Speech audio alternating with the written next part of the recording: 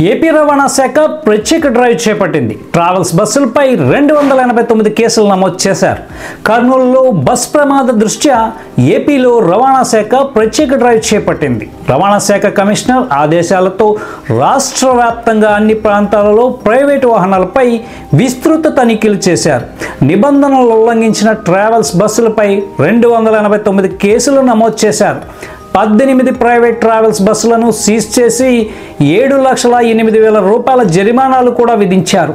అత్యధికంగా చూసుకుంటే కనుక ఏలూరులో 59 కేసులు నమోదు చేశారు. 3 ట్రావెల్స్ బస్సులను సీజ్ చేశారు. తూర్పుగోదావరి జిల్లాలో 17 కేసులు నమోదు చేసి 4 బస్సులను సీజ్ చేశారు. కోనసీమ జిల్లాలో 27, చిత్తూరు జిల్లాలో 22, కర్నూలు జిల్లాలో 12, విశాఖలో 7, నంద్యాలలో 4 కేసులు నమోదు చేశారు. సరైన ధ్రువపత్రాలు లేవని 8 బస్సులపై, అత్యవసర ద్వారం లేదని 13 బస్సులపై కేసులు ఫైల్ చేశారు.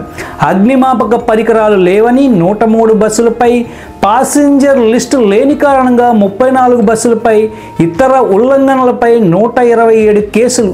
మొత్తం వరుస చూసుకుంటే ఈ ఒక్కరోజే ప్రైవేట్ ట్రావెల్స్పై 289 కేసులను నమోదు చేశారు. ఇక ఈ ప్రత్యేక డ్రైవ్ రోజు కొనసాగుతుందని అధికారులు తెలిపారు.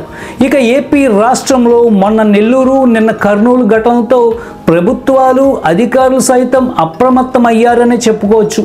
ఈ విషయంపై మీరేమంటారో కామెంట్ చేయండి.